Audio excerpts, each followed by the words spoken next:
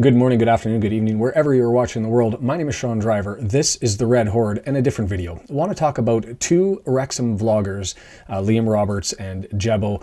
If you haven't heard, they've been restricted by the club in producing and creating content for YouTube by recording at games, both home and away. Wanted to give my perspective primarily because their videos, primarily Liam's, were a significant force in solidifying my interest in the club, and it's disappointing that they're gone, and I felt compelled that I had to give my take, hopefully to have Wrexham, the club, reconsider their position and to bring the vlogs back. So let's get into it.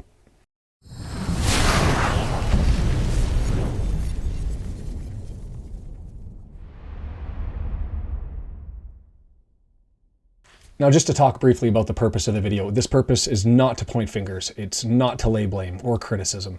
It's not to say that anyone is wrong, but to hopefully show the importance of vlogs, the opportunity loss to the business, to Wrexham as a club going forward, and ultimately to request reconsideration of the decision and to demonstrate, hopefully, that I think it's in the club's best interests, their own self-interests, to review, reconsider, and reevaluate their conclusion. And ultimately to ask the club to permit those who bring a desired and a much needed eye into the stadium experience to the world and to potential new fans. So just about the two individuals that are involved, Liam Roberts has a YouTube channel. He's a rabid Wrexham fan. He's about to have his 18th birthday.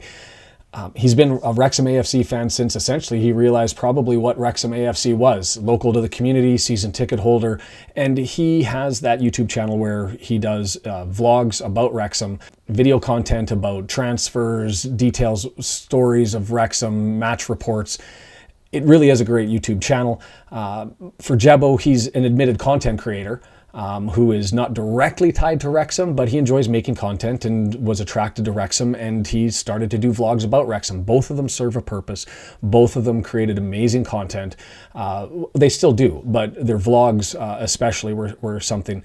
I'm going to suggest to you, I'm going to put their links down below. Liam, I know, is trying to get to 20,000 by the end of the year. By all means, I support liking and subscribing every Wrexham creator's content, just as a general rule. He does some amazing stuff. So go there, Liam, Jebbo, show him some support and subscribe to them. Just to talk about vlogs and the fan perspective, at the end of the day, both Liam and Jebbo are welcome, important members of what I've been calling the Wrexhamverse. And there is, with the vlogs, there's just no way for the emotion, the adulation, the despair, the bliss to be captured by anyone other than those that are in the stadium to experience it. And for those internationally, vlogs were vital in connecting those of us who fell in love with the club through the documentary. The transition from intrigue that the documentary created was a process, and there was no one step, no experience, no one connection that was identical to each fan. But outside of that geographical connection to Wrexham or a connection to a fan of Wrexham or to an individual or to a player, the impact of each of those factors in becoming a fan is unique and intrinsic to those individuals. But for me, for vlogs at least, they were a massive solidifying force of my commitment to Wrexham. If the accent doesn't give it away, I'm an international fan. I've admit frequently on the channel that I'm a new fan to Wrexham, directly as a consequence of the documentary. But what was missing for me was that energy, that surge of emotions, that infectious roar of the crowd, that content that isn't caught on TV, isn't caught on the documentary as directly as the vlogs were. And what it was specifically that got me was the frequency and the ability to get ease of access to those emotions. It wasn't waiting a year for the documentary and what was demonstrated. It was every goal that you saw on iFollow, every for or against, every save, every play, to be able to see that experience, to feel that experience. It draws you in. Get in my veins. It becomes a part of you.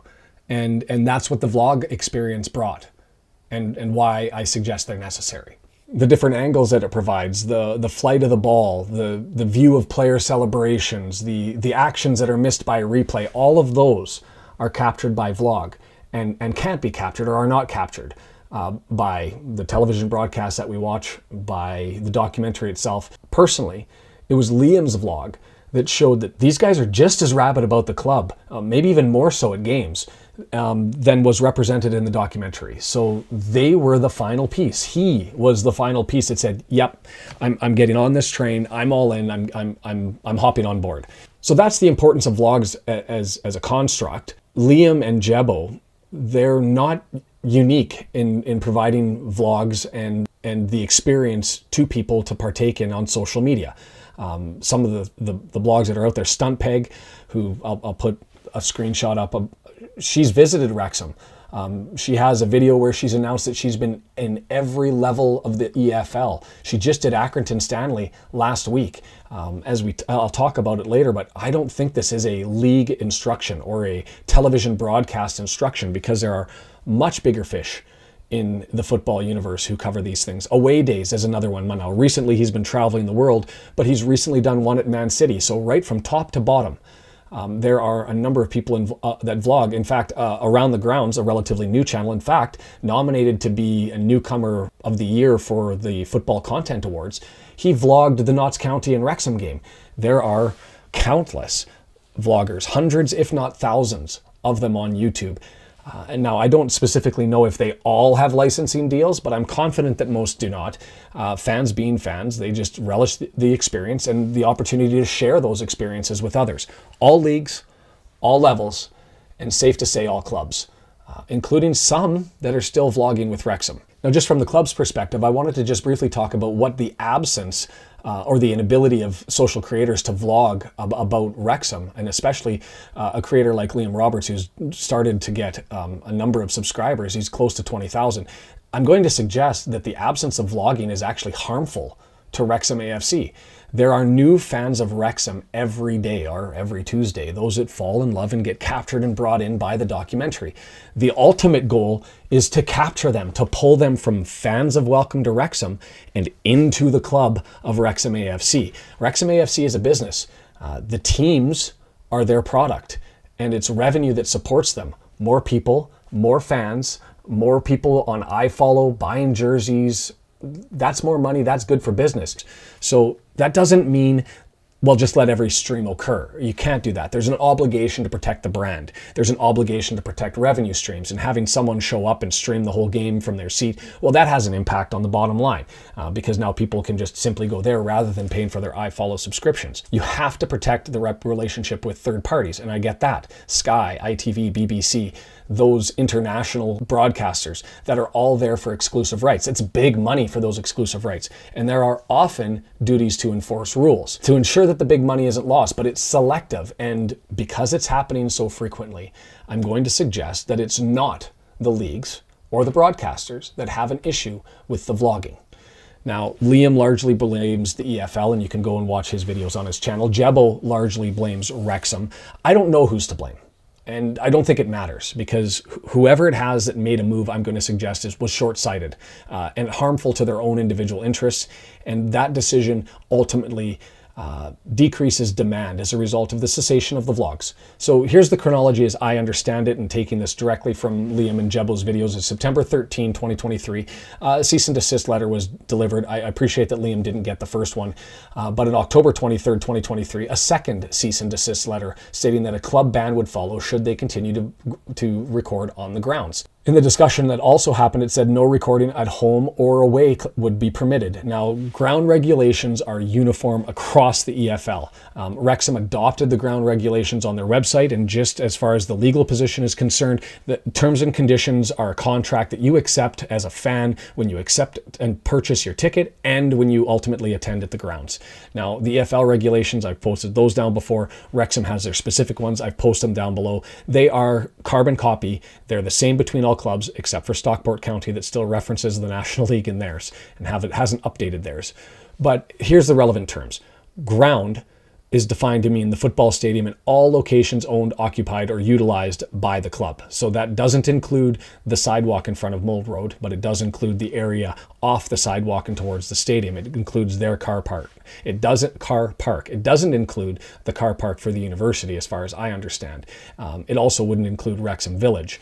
Now, in any event, in October 23rd, 2023, the letter that Liam received said that includes ground footprint, our car park, the rear of the stands, and the area in front of the Mold Road. Now, this is not legal advice, and if it's necessary for Mr. Roberts to go, or anyone to go to a lawyer, I suggest that you do that for somebody who practices in Wales.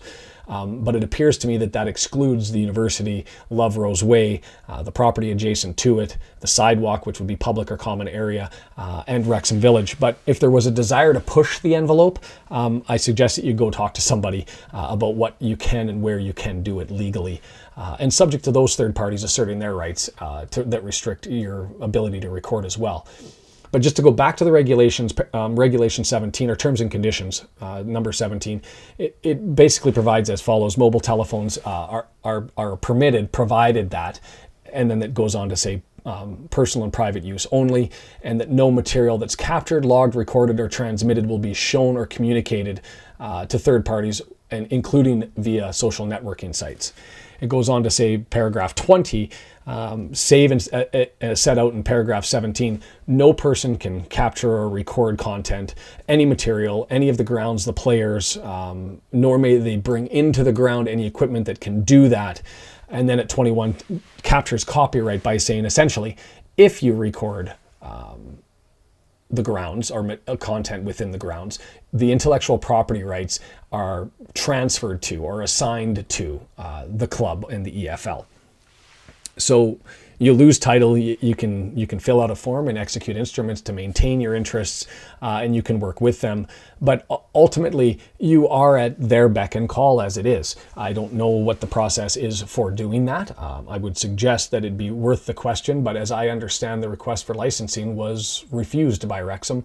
And so there is some process that decided to exclude them. And it doesn't make any sense to me as to why that would happen, for reasons that will follow. Now, there are some of you that are going to say that Wrexham is merely acting at the behest of the leagues, whether that be the EFL, the FA, or otherwise. And while the leagues certainly have an interest for the reasons that follow, I say the evidence demonstrates it's not them in this instance that's pushing this interest. But even if I'm wrong, it doesn't matter. I'm not questioning the club, EFL, FA, Premier League, any of them in their ability to restrict vlogging. The terms and conditions clearly state that they have ownership and the right to punish. But each entity, club or league, also has the capacity to select or elect when and how it wishes to enforce breaches of those terms and conditions.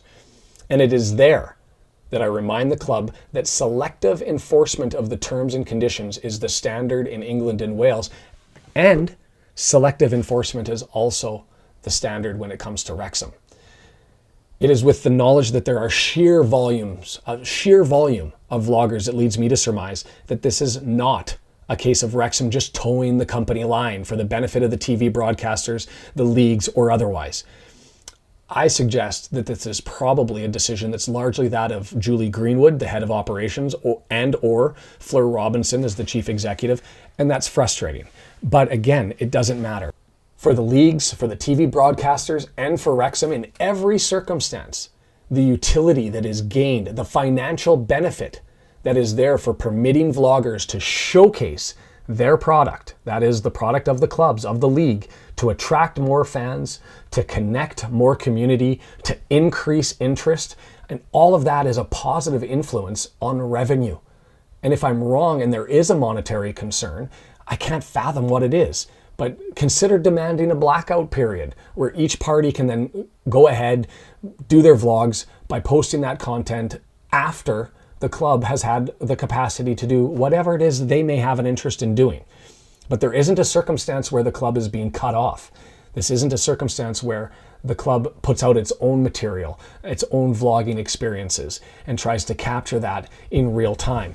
This isn't even a circumstance where the club or the leagues are cutting off their nose to spite their face, because there's no problem here to react to. I suggest that this is just a self-destructive action in the face of a self-constructed demon. Now, it cannot be said by the club, well, we want to monopolize vlogging for our own benefit, because The club doesn't do it. Outside of the documentary, where there are occasional captures of the crowd and demonstrating their support, but those representations are still controlled by Welcome to Wrexham, still controlled by the club, and they're only produced and demonstrated once per year. It cannot be said that the club are enforcing third-party rights, because those third parties permit so many people to do it. Now, I'm not going to name any names, but the club allows it to occur as well. Enforcement has to be uniform to justify the claim that it's a contractual duty. It doesn't matter what the reason is, and I'm not even looking for a reason why. I'm just asking for reconsideration, to afford others who are finding their path to the club, those fans who are looking for a path to the club, to have the opportunity to search and find for it on their own. It's free marketing. Now, whether they're attracted to the club by word of mouth, whether that's directly from the documentary, whether that's the media that surrounds the club and getting immersed in it and captured and becoming interested, the club has an obligation to sell and promote its product. And it's even better when they can do it off of the free marketing that's provided to them of others.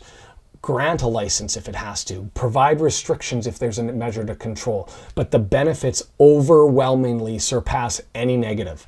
So I said at the outset, I wasn't going to say that anyone was wrong, and I'm not going to go that far, but I'll admit I'm baffled. I'm baffled by the decision and cannot understand why any entity, whether that be club or league, would take steps to hurt its own self-interests. This has been the Red Horde. Feel free to comment away as you wish. To Liam, I'm happy that you've decided to do additional content, because your material is impeccable. It's a reason why so many foreigners have been drawn to the club. Your actions are a benefit to the club and a benefit to you as a young man. And I thank you for that. So to everyone, this has been Sean Driver. This is the Red Horde, and we'll be back with the watch party on Saturday. I will come up with the deja vu for Mansfield Town. FA Cup, Brendan's going to lead it, because no coverage in Canada. That's a different topic for another day. Thank you so much. Have a good one. Take care.